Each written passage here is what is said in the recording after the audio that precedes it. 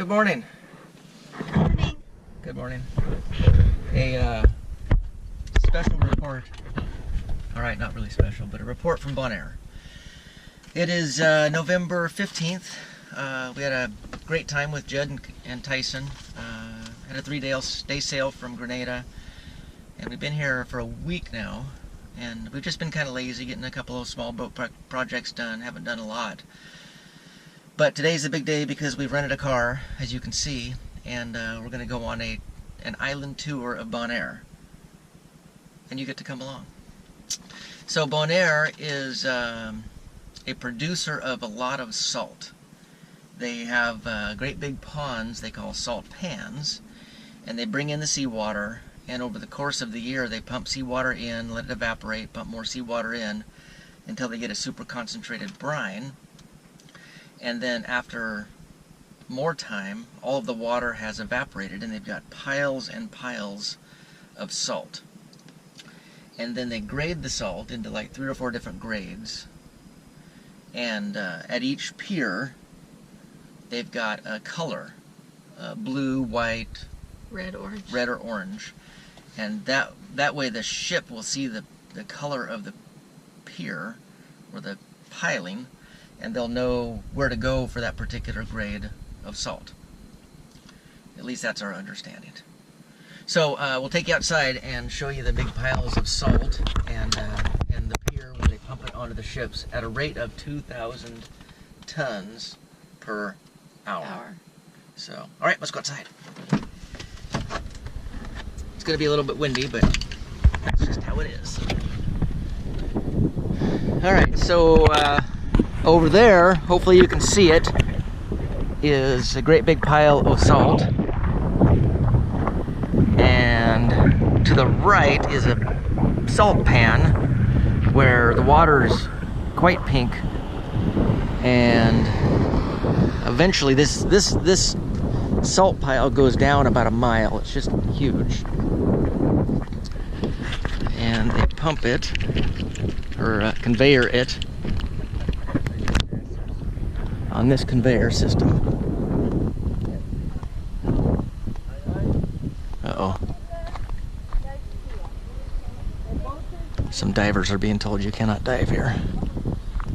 Anyway, here's the little blue pier, or the big blue pier, where this would be the blue grade, whatever that means, of salt. And the salt gets conveyed all the way out there, and a ship would be parked there, great big ship, and they would load it onto the ship. That's the program. So Bonaire is kind of a cool island. Let me step out of the wind if I can. I can't really. Let's go over here.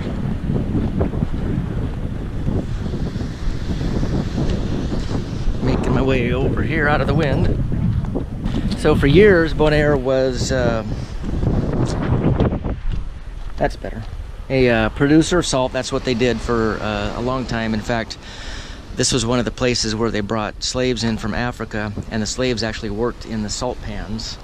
And they would have to walk from a little town about 30 kilometers away called Rincon, and they'd come here for a few days, they'd work, they'd stay in a little hut like I'm standing in right here, and they would shovel the salt all day long onto the ships for years and years.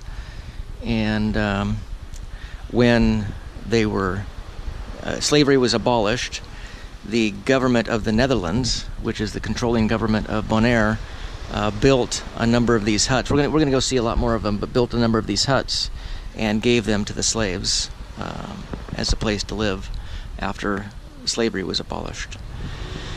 So that's it for slavery and salt for now. We're gonna get in the car and drive some more, and the red, the orange. yeah, we'll see the other ones. And hi again, it's me, your air-conditioned host for the time being in my lovely, I think it's a Yaris. What is this? I have no idea. Anyway, it's a very small car. So we're driving around the salt pans now. I hope the sun isn't interfering. You can see the pink water over here, where the water is being evaporated to make salt. So not only is Bonaire a major producer of salt, nowadays they are a major tourist destination. Diving is really huge in Bonaire. They've got, I don't know, hundreds of dive sites, many of which you can walk into right from the shore, like this over here. These guys over here are diving. They just drive up and jump in the water and go diving. And you see those little spots like this all along the coast. We haven't done much diving yet, but we're going to. The other big thing in Bonaire is cruise ship tourism. Every day since we've been here, there has been a cruise ship that has been docked. In fact, today, for the first day, or the first time, there are 2 cruise ships docked at the pier near where we're anchored or tied up to a mooring pole. So tourism and salt, that's what Bonaire is. All right, we've made another stop along the salt pans and discovered a couple of things. These are the huts that the slaves slept in while they were working, and they're color-coded based on the color of the piling. So this is the orange or burnt yellow piling, and orange or burnt yellow huts. The red one's way off in the distance there. And obviously they don't still use them as the system for loading salt, as I thought they did. Now they've just got the one long mechanized pier. This must have been obviously from the old days. All right, so let's go into this hut. It's really quite small. The doorway is really, really small, even for me. All right. So it's not much. I mean, it's really about 6 foot by 7 maybe, and still really cool. Yeah, actually it's cooler in here than it is outside, which is interesting. Yeah. But I mean, these aren't homes. These are obviously just little sleeping areas back in the day, and I guess they've maintained them and kept them up, maybe even restored them. So as we kind of tour the island, I keep thinking of things that Bonaire is known for. And they're known for also pink flamingos. As you may have seen, we'll try and show a little bit more, the salt pans are actually pink in color. I don't know why they're pink, maybe because of the shrimp or the krill, or I don't know. But I do know for a fact that the pink flamingos will eat out of that pink water, and that's why they become pink. I don't know if there's an organism in the water or if it's the salt, but I know that to be true, and Sarah is doubting me. Yes, you are. But it's true. Look it up. Google it. All right, we're going to continue our tour. On the road? On the road again. Again? Okay, fans, we have found the pink flamingos. I think I can get relatively close. And this waterway, as we were driving in, the waterway kind of goes that way, and it just looked pink. So there's like, I don't know, 17 million pink flamingos out here. We'll see how close I can get. I can hear them.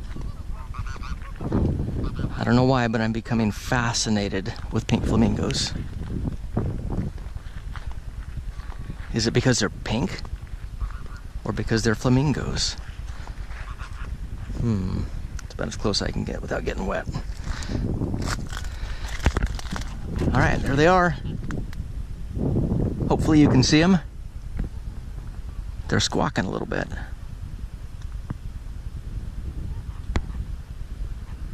I wonder what they do all day. They're kind of super duper pink.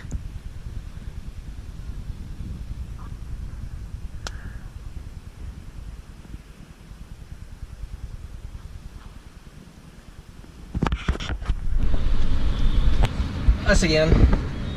So, the other thing I forgot to tell you about is that Bonaire is famous, or at least known, for wild, feral, untamed donkeys. Now, much like the monkeys of St. Kitts, we've been on the hunt for donkeys all morning. And monkeys aren't quite as fast. I'm sorry. Donkeys aren't quite as fast as monkeys. So we've actually spotted two donkeys. And I think I can sneak up on one. Should we give it a go? We'll see. All right, I'm not making it up. There really are donkeys here, and there were monkeys too.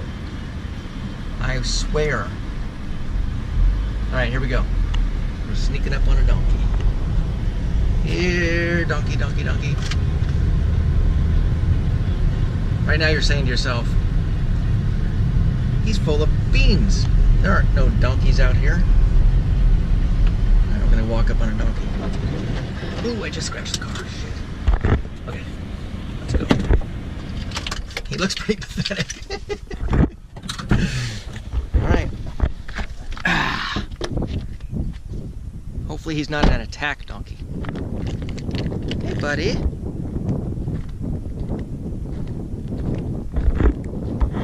Come here, donkey. Come on. Hey. Is that go? Oh, there he goes.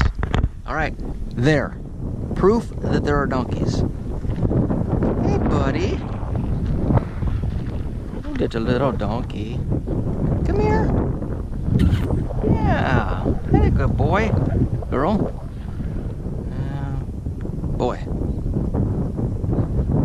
Hey. Now they're supposed to be friendly enough that they'll come up and actually ask for food. This old boy, he says, screw that.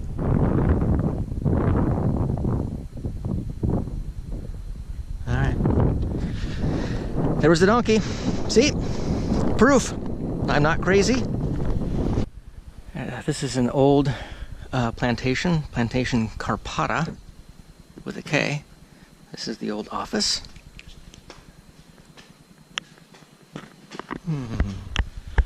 I think it's deserted.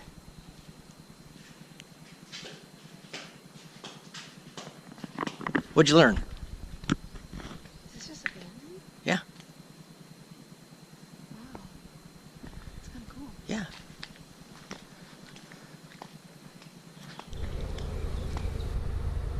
All right, it's afternoon. We've had a bit of a lunch. Stopped off at the distillery, had a few little tastes of distilled spirits. And on the map, we saw a thing called Lourdes Grotto. So we thought we'd check it out, and this is it. Grotto de Lourdes. Grotto de Lourdes. I don't know.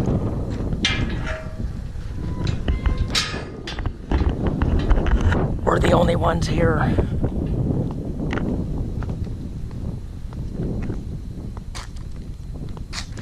Oops.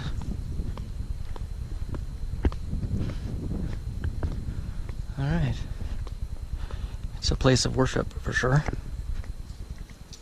Get it out of the sun here.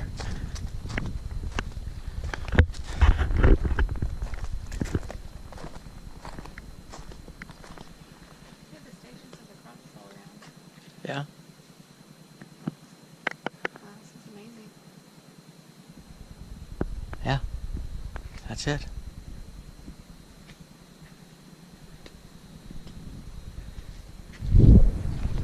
Me again.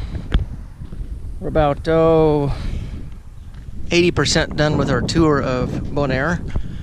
Frankly, it's I don't know, it's never what we expect, is it? No. It's very dry. Most of the island is just like Brown. well, it's green, but it's like a dry cactus. These cactuses are everywhere.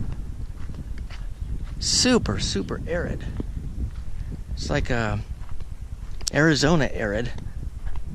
Even the air is not very humid.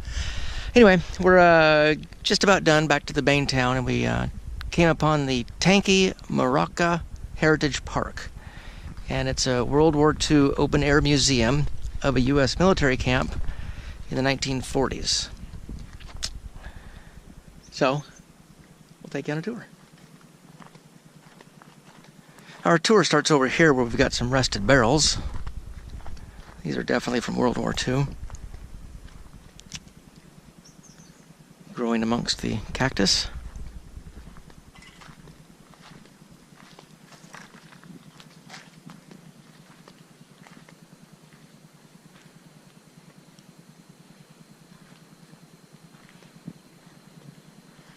All right. I'll continue along and I'll be back with you if we find something super interesting. Hey, little fella. How are you? It's a donkey. Your friendly donkey.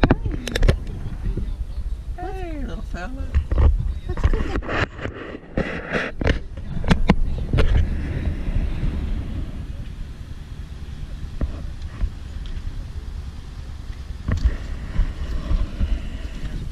Well, this is pretty cool.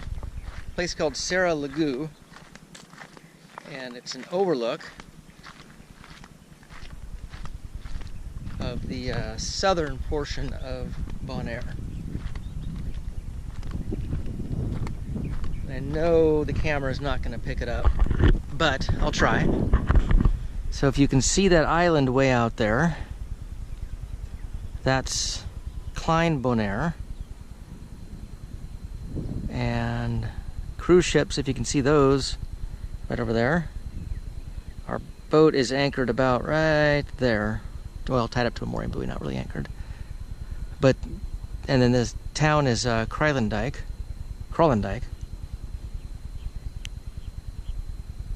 And that's pretty much Bonaire right there. See, now you've seen all of Bonaire and you don't ever need to come visit. No, that's not true. I think if you are interested in scuba diving, this would be an awesome vacation.